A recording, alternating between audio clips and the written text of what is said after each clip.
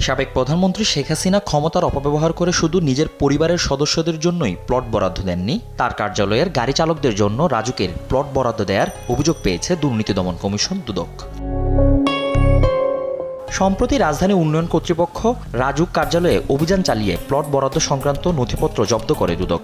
সেখানে জানা যায় অসামান্য অবদানের স্বীকৃতি কোটায় সাবেক প্রধানমন্ত্রীর কার্যালয়ের সঙ্গে যুক্ত মোট 15 গাড়ি চালককে ঢাকার ঝিলমিল আবাসন প্রকল্পে প্লট বরাদ্দ দেওয়া হয়েছে। রাষ্ট্রের জন্য তাদের কি অবদান তা নথিপত্রে স্পষ্ট নয় বলেও জানিয়েছে দুদক। প্রায় 15 জন ড্রাইভারকে প্লট বরাদ্দ প্রদান করার তথ্য পাওয়া গেছে। তারা অসামান্য অবদান রেখেছেন এরকম কারো বিষয় তো আমাদের নজরে এলো না।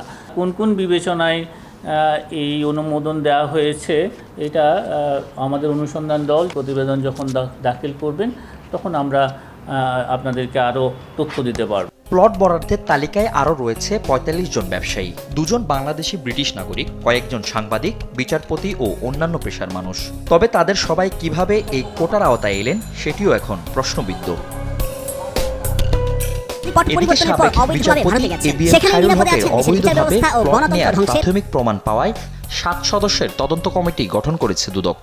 রাজধানী উন্নয়ন কর্তৃপক্ষ এবং গণপূর্ত মন্ত্রণালয়ের অসাধু কর্মকর্তাদের যোগসাজশে জনাব এবিএম খায়রুল হক সাবেক প্রধান বিচারপতি কর্তৃক বিধি বহির্ভূতভাবে প্লট হস্তগত করার অভিযোগ কমিশন কর্তৃক অনুসন্ধানের সিদ্ধান্ত গৃহীত হয়েছে।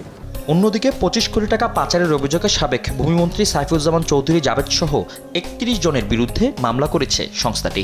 সংশ্লিষ্ট ধারায় একটি মামলা রুজু হয়েছে। ফজলে আদিত্য, দেশ টিভি, ঢাকা।